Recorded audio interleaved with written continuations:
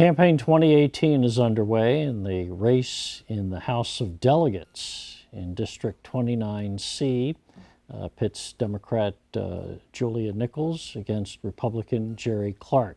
Clark is the incumbent in that seat. He was appointed by Governor Hogan to fill the unexpired term of Delegate Tony O'Donnell, who was appointed to the Public Service Commission. Jerry, good to have you with us today. Thank you, Marty. Good to be here. A major delay occurred last session with the planned expansion of the Southern Maryland Higher Education Center. Are you confident that the project can get back on track in 2019? And what do you see as this facility's potential? Well, the potential of the facility and that whole region at the airport is just blossoming. I mean, I think it's a great endeavor there. I mean, you have the University of Maryland now is getting ready to take over the management of the higher ed center. We have a lot of incubator space that has been opened and built over there, and the amount of small businesses are popping up around the airport every day. You know, and it's very obvious that in St. Mary's County, you know, we need to diversify our business space, you know, whether it's all connected with Pax River, or if we can diversify out and start to supply things for other industries, the autonomous systems and different industries like that.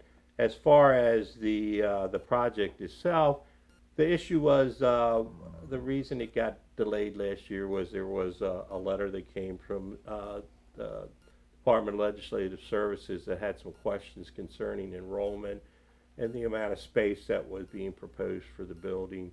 So it was pulled out of the budget in the Senate. When I was notified that that was taking place, the first thing that I did was call and make an appointment with the senator from the northern part of Calvert County, and went to his office and sat and talked with him. And he encouraged me to try to keep it in the House when the budget came over to the House side, to get the funding back in the House budget, which I did by having conversations, or the delegation did by having conversations with the Speaker and the Chairman of the Appropriation Committee, Maggie McIntosh. And we were able to create a difference between the House budget and the Senate budget. By doing that, when they met to hash out the funding, the project was still eliminated from the budget, so it was delayed.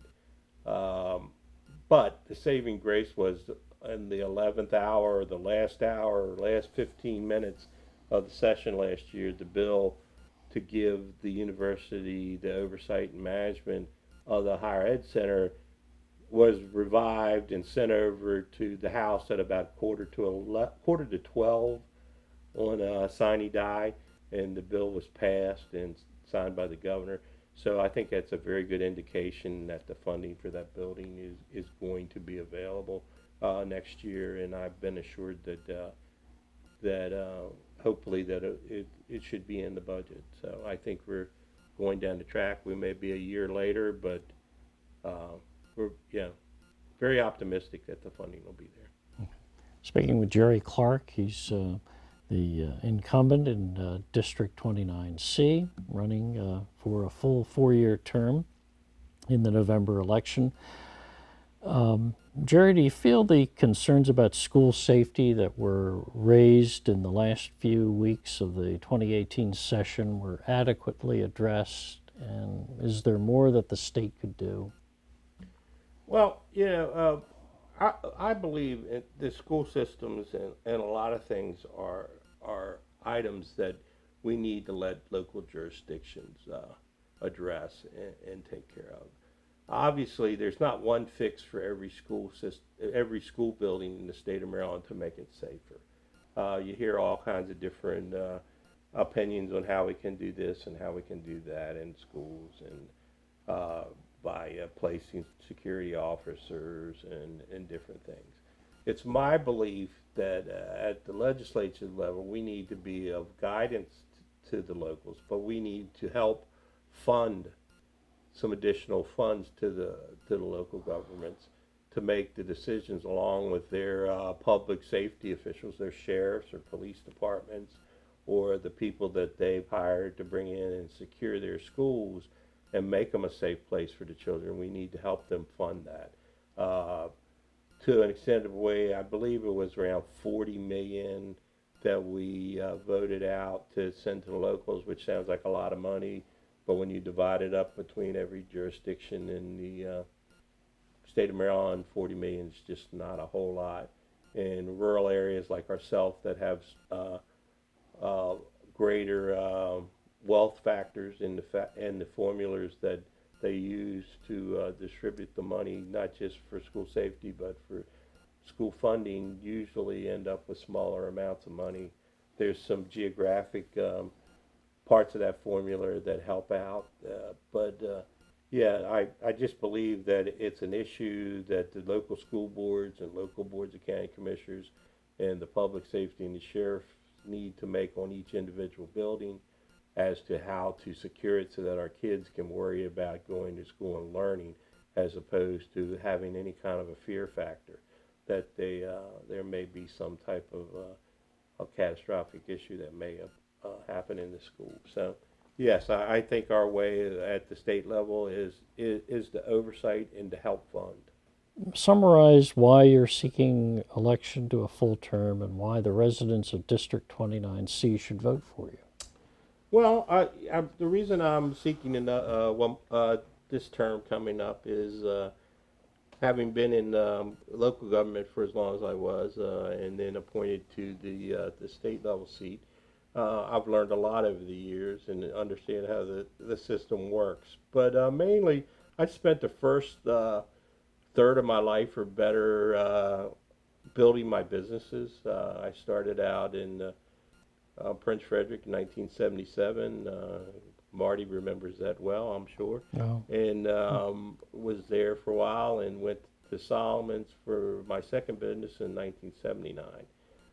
Over them years, I've had as many as 5 or 6 businesses operating at one time. I understand payroll, I understand employees, I understand employees' benefits, and I'd like to think that I understand the world. The second third of that time, I spent running them businesses and trying to help my employees and help them make a living, and also to help myself do better and my family do better.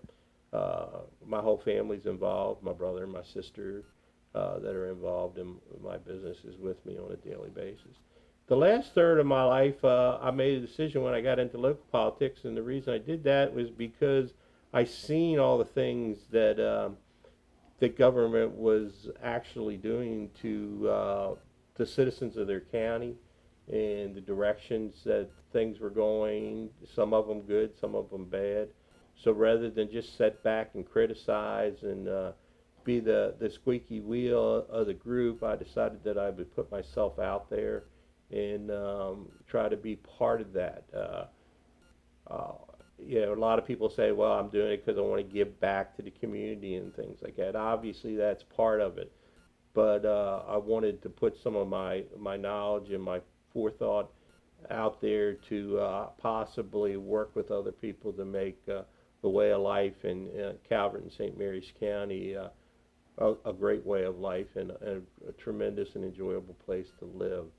As far as running for a delegate again, I enjoy it. I think I do a good job at it. I approach the issues with common sense as opposed to any real big agenda one way or the other, to the left or the right. And I think I have the great ability to work with both sides of the aisle. Although I got to tell you, it's pretty tough up in Annapolis when you have a supermajority on one side.